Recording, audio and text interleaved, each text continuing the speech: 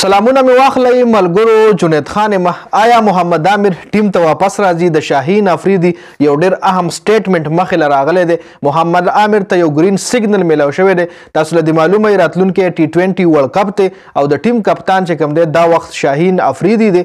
شاهین افریدي او محمد عامر په انټرنیشنل لیګ T20 یعنی دوبۍ لیګ کې دواړو د یو ټیم د طرف گیم کړی. ډیزرټ وایپرز د طرف دواړه گیم کوي چې دواړه د خپل ټیم لپاره اٹیک بالینګ هم کوي او دواړو د خپل ټیم لپاره په اٹیک بالینګ کې ښه پرفارمنس هم کړی دی. وکټ هم ایستلی دي. د دغه پرفارمنس کتلو نه پس پاکستان کرکټ ټیم چې څومره هم فینس دي سپیشلی د محمد عامر فینس چې څومره دي نو هغه هم غواړي چې محمد عامر ټیم ته واپس راشي.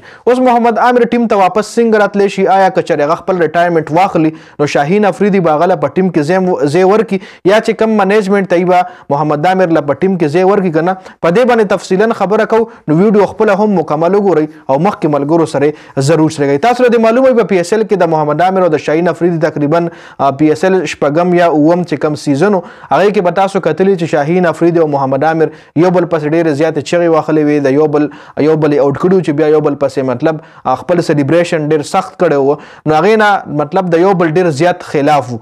د دې چې کوم مین وجه وه هغه د لاهور قلندر چې کوم کوچ دی هیډ کوچ عقیب جاوید هغه عقیب جاوید چې کوم دی محمد عامر سره نه لګېده او شاهین افریدي هم غوښتل چې محمد عامر زه آوټ کړم او هغه پسې چغې ووهم. وجه عقیب جاوید جی عقیب جاوید شاهین افریدي له د محمد عامر باره کې خبرې کړې او نور محمد عامر چې هغه ټایم کې کم منیجمنټ و نو هغې سره هم د محمد عامر نه لګېده چې هغه بیا خپل ریټایرمنټ اعلان وایستو. خو محمد عامر د پاکستان کرکټ ټیم نه د ریټایرمنټ اعلان صرف او صرف د لیګ کرکټو دپاره هم کړی او ورسره منیجمنټ هم یو غټه وجه وه د محمد عامر د ریټایرمنټ جی. اوس شاهین افریدي نه پرون په یو انټرویو کې د محمد عامر حوالې سره تپوس شوی دی چې آیا محمد عامر که چېرې ریټایرمنټ واخلي نو ټیم کې ځای جوړېدی شي که نه. نو شاهین افریدي ورله ویلي که چېرې محمد عامر ټیم مطلب خپل ریټایرمنټ واپس وایستو نو دا د پاکستان دپاره یو پلس پوینټ دی ځکه را روان T20 ورلډ کپ دی او که چېرې T20 ورلډ کپ ته محمد عامر ځان اویلیبل کو او منیجمنټ هم د هغه په لوبولو باندې اګري وي نو دا پاکستان کرکټ ټیم له یو پلس پوینټ دی.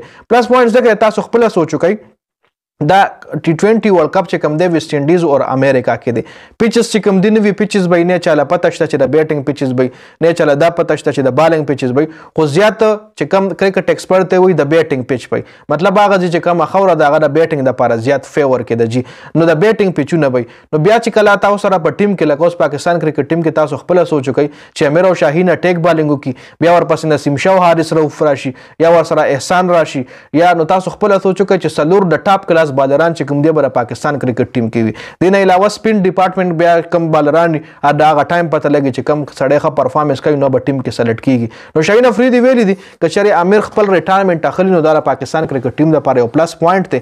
را روان T20 ورلډ کپ دی او هغې دپاره امیر اویلیبل شو تاسو به کتلي چې دواړه په یو ټیم کې گیم کوي او دواړه یو بل سره ډېر ناسته پاسته هم کوي په بالینګ کې هم یو بل سره په نوي بال باندې یو بل سره بال شیر کوي مطلب یو اینډ نه یو بال کوي بل اینډ نه بل بالینګ کوي نوي بال باندې دواړه ښه ایکسپرټ هم دي او سپیشلی د امیر چې کوم پیس دی د امیر پیس کې هم ډېر زیات فرق راغلی. شاهین افریدي 131 132 ایوریج بال کوي او امیر چې کوم دی هغه 140 142 ته هم خپل سپیډ رسولی دی جي. نو په دې ویډیو کې دا اپډیټس اوس کم ملګري غواړي چې امیر ټیم ته واپس راشي. د امیر فینس چې کوم دی ډېر زیات دي د شاهین افریدي فینس هم شته خو د امیر فینس هم ډېر زیات دي. نو چې کوم ملګري غواړي چې شاهین افریدي محمد عامر ټیم ته واپس راشي نو ویډیو ضرور شریک کړئ. ډېره زیاته مننه جي. والسلام.